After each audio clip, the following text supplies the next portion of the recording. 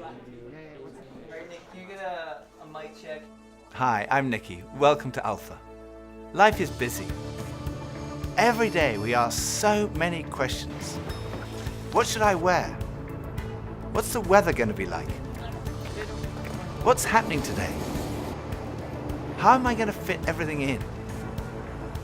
But then there are those bigger questions. Like, why am I here? Where am I heading? Is this it? Is there more to life than this? These are life's big questions, but there's rarely enough time to think them through properly. We all have different perspectives on the meaning of life and faith, and Alpha is an opportunity to explore life's big questions. This is a great place to come together and talk about them openly and honestly. I'm Gemma. I'm Toby. And this is Alpha.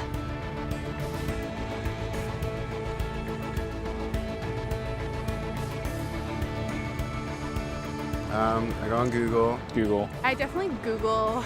I go on Wikipedia. Internet. I scroll through all the different answers and then I try and combine it and then make my own kind of like cornerstone. Or smart friends. I don't ask big life questions. It's too hard to answer. Google or my grandmother. I meditate or I read. When I have a big life questions, I probably go to my family. I haven't really had any massive ones yet, so. To my mom or my dad, basically. My mom or my dad, maybe my gran. I get most of my answers from the library in any section there because I don't really trust the people that I'm around. The key is always to yourself. You got to figure some things out for yourself. If I'm confused, I go to him first. And he confuses me more. But when it's something more personal, I try to find it within myself first. Friends of mine told me that the first night they came to Alpha, they sat in their car for half an hour waiting and watching people going in. And eventually when they'd seen enough normal looking people going in, they thought they'd give it a try. And one thing that might be going through your mind is, am I going to be the only one there who doesn't believe all this stuff, who's not a Christian, that doesn't go to church? Well, if that's you, then you're in the right place. Alpha is designed for people who wouldn't call themselves Christians or who are not regular churchgoers. It might feel a bit strange to be discussing life and faith with people that you've never met before, but the best thing about Alpha is often the great friendships that are formed over the weeks.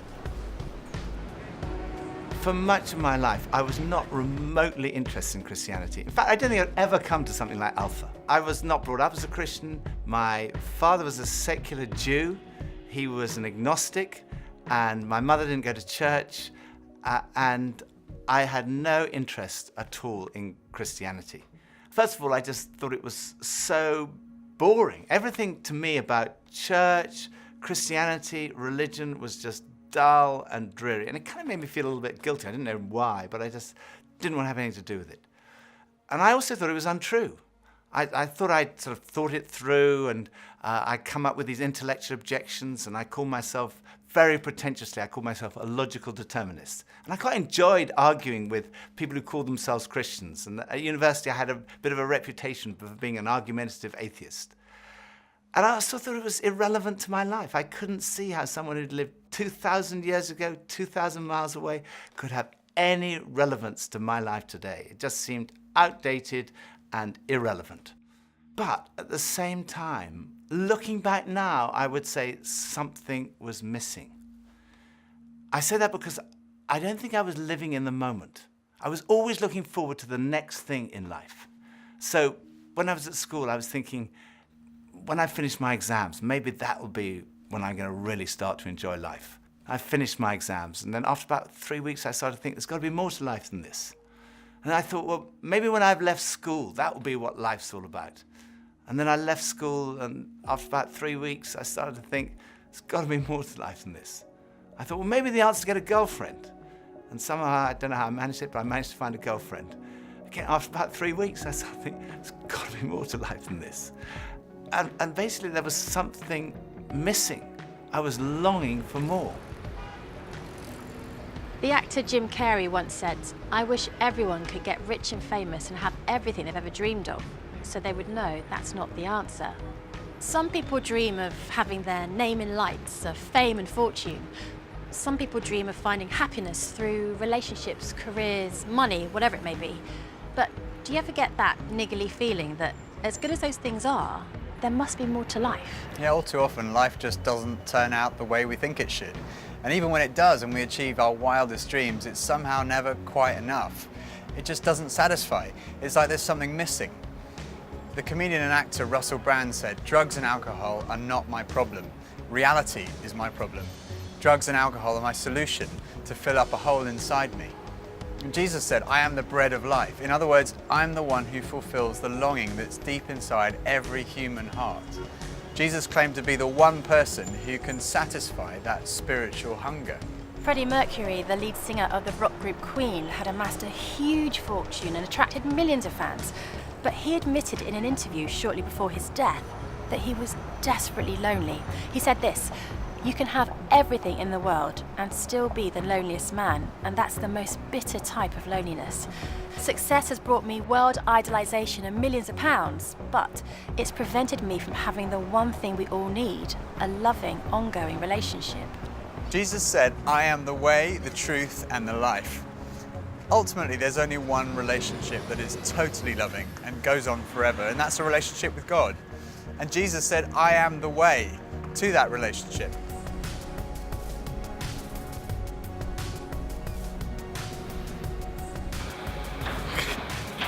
Maybe money? What makes me happy? Music. Music, ice cream, and cheese. Sleep makes me happy. Going to the gym, seeing my friends, going to the pub, playing football. Dogs. Alcohol.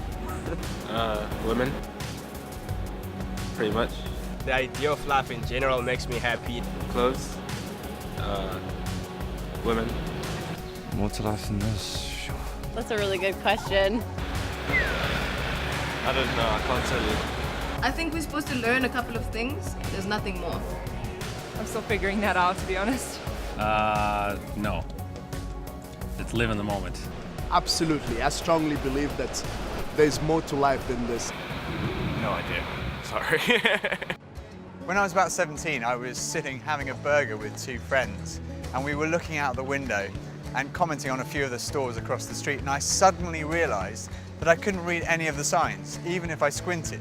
So I asked if I could borrow one of my friend's pair of glasses, and as soon as I put them on, I realized I could see everything, like colors, shapes, words. I was amazed at how everything was so clear. And I could see before, but now I could really see. And to me, that's the best way to describe the difference that Jesus makes. Jesus is the lens through which we see God. And he's also the lens by which we see the world in a totally different way. Jesus said, "I am the truth." Some people's response to a Christian might be, well, it's great for you, you found meaning and purpose in your life, but it's not for me. But when you think about it, that's not actually a logical position, because if Christianity is true, it's of vital importance to every one of us. And if it's not true, it's not great for us, because it means we're deluded. C.S. Lewis was one of the great intellectual giants of the 20th century, probably best known as the author of the Chronicles of Narnia. He said this, "Christianity, if false, is of no importance, and if true, of infinite importance. The only thing it cannot be is moderately important." I come from a family of lawyers, so naturally I wanted to look at the original documents and sources. I never really looked at the evidence before, and I was astonished at how much evidence there is for the life, death, and resurrection of Jesus. For me, it was through reading these documents that we find in the New Testament that I came to the conclusion, it's true. One of the last cases I did as a lawyer was in the Court of Appeal in front of Lord Denning, an absolutely brilliant mind, perhaps the greatest judge of the 20th century. He said on one occasion that his Bible was his most tattered book in his library. He'd examined the evidence really carefully, and he came to the conclusion, it's true. One former professor of history at Oxford University described the resurrection as the best attested fact in history. I hadn't realized how many of the pioneers of modern science were believers. Descartes, Newton, Kepler, Galileo, Locke, Copernicus, Faraday, Kelvin, Pasteur. Francis Collins, one of the greatest scientists of our time, was director of the Human Genome Project, mapping the 3 billion letters in the human DNA, considered by many to be the most significant scientific undertaking of our time. He describes how he encountered Jesus and came to believe in the truth of Christianity? Well, in the home where I grew up, faith was not something that was talked about very much. My father was a professor of drama, my mother a playwright. When I went to college and those discussions in the dorm late at night about religion began to occur, I had no particular reason to attach value to a faith system. It had never been something I was familiar with or had internalized at all. And I assumed that any religious feelings that anyone held must be on the basis of some emotional experience, and I didn't trust those, or on the basis of some childhood indoctrination, which I felt I was fortunate to have missed. I loved the experience of learning about the human body and all of the components of that, and I particularly loved being introduced to genetics. But then I ended up in the medical school curriculum sitting at the bedside of patients with diseases. This was no longer an abstract study of molecules and organ systems. These were real people. And one afternoon, one of my patients, a wonderful elderly woman, much like a grandmother, who had very bad heart disease. She had a particularly bad episode of chest pain while I was with her. She got through it, and at the end of that, explained to me how her faith was the thing that helped her in that situation. She realized that the doctors around her weren't really giving her that much help, but her faith was. And after she finished her own very personal description of that faith, she turned to me, and I had been silent, and she looked at me quizzically, and she said, "What do you believe, doctor?" And ultimately, I had to admit to myself that her question had made me realize that I had arrived at an answer to the most important issue that we humans ever deal with. Is there a God? And I had arrived there without ever really looking at the evidence. And I was supposed to be a scientist. If there's one thing scientists claim they do is to arrive at conclusions based upon evidence. And I hadn't taken the trouble to do that. I was greatly assisted by a pastor who lived down the road, who I went and asked about all this, and who gave me a copy of C.S. Lewis's wonderful book, Mere Christianity. Because here was an Oxford scholar, a prodigiously developed intellect, who had traveled the same path. Within those pages, I realized for the first time that one can come to belief on a rational basis, and that in fact, given the many pointers that one sees around oneself in terms of the universe and it having a beginning, and its fine-tuning in terms of the way in which all those constants that determine the behavior of matter and energy seem to have been set just in a certain very precise range to make life possible. And many other things, including my beloved mathematics and why they actually work anyway to describe the universe, something that makes you think the Creator must have been a mathematician.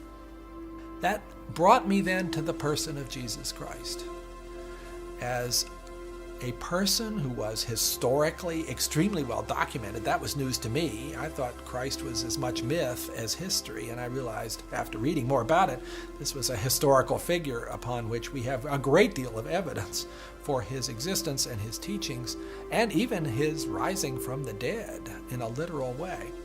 That day at my patient's bedside started a journey for me, a journey that I was reluctant to begin, but I felt I needed to, a journey that I thought would result in strengthening my atheism, but to my surprise, resulted in my conversion. There's a difference between knowing facts about someone and really knowing them personally. Now, I've known my husband Phil for 3 years now, but suppose if before we met, I found him on a website called The Amazing Man. Now, there's no doubt I would have looked at him and thought, okay, I'm intrigued. But what if each page was dedicated to his amazing abilities, his sparkling personality, his tender heart, his extraordinary intelligence, and his cooking abilities? Well, I would think, wow, he does sound like an amazing person.